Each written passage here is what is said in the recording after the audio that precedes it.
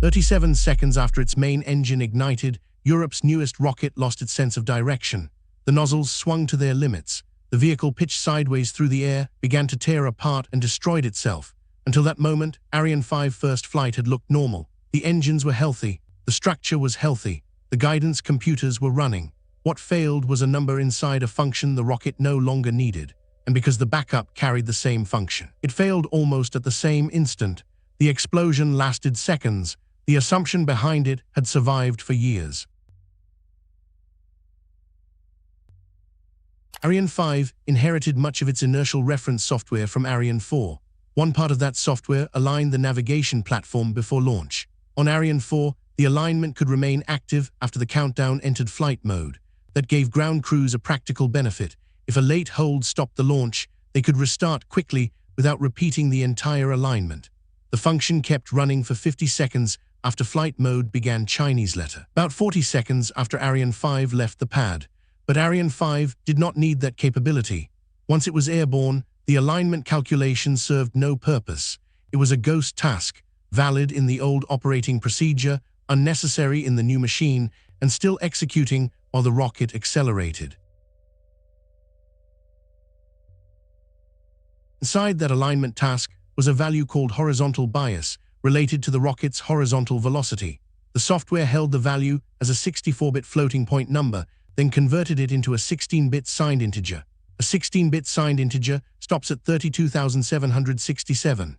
Ariane 4 flight profile had kept the value inside that boundary, so this particular conversion was left without protection.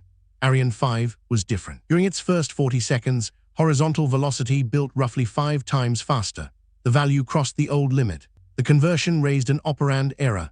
The specified response was not to discard the unused calculation and continue. It was to stop the inertial processor.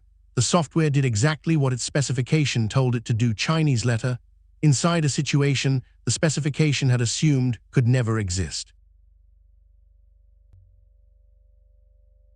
There were two inertial reference systems, one active, one hot backup, on a diagram that looked like protection, but both units used the same hardware, the same software, and the same inherited assumption. The backup system encountered the overflow first. Roughly 0.05 of a second later, the active system hit the same condition and shut down. Redundancy had duplicated the component, but it had not diversified the failure. Two copies of one belief are not two independent checks. They are one common mode fault waiting for the same input. At 37 seconds, the launcher had no valid attitude or guidance information from either system. Shutdown did not produce silence. The inertial unit sent a diagnostic pattern that identified the failure. The onboard computer accepted that pattern as if it were real flight data. Suddenly, the rocket appeared to be moving in a way it was not. The computer responded by commanding the booster nozzles and main engine nozzle toward extreme positions. The vehicle obeyed. It veered hard, reaching an angle of attack above 20 degrees. Aerodynamic loads exceeded what the structure could survive, and the launcher began to break apart around 39 seconds. The self-destruct system then operated correctly. The final command worked. The information feeding the commands before it did not.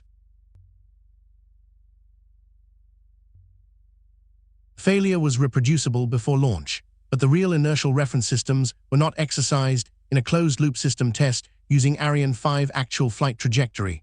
Software models stood in for them, and equipment tests of the real units did not inject the new trajectory.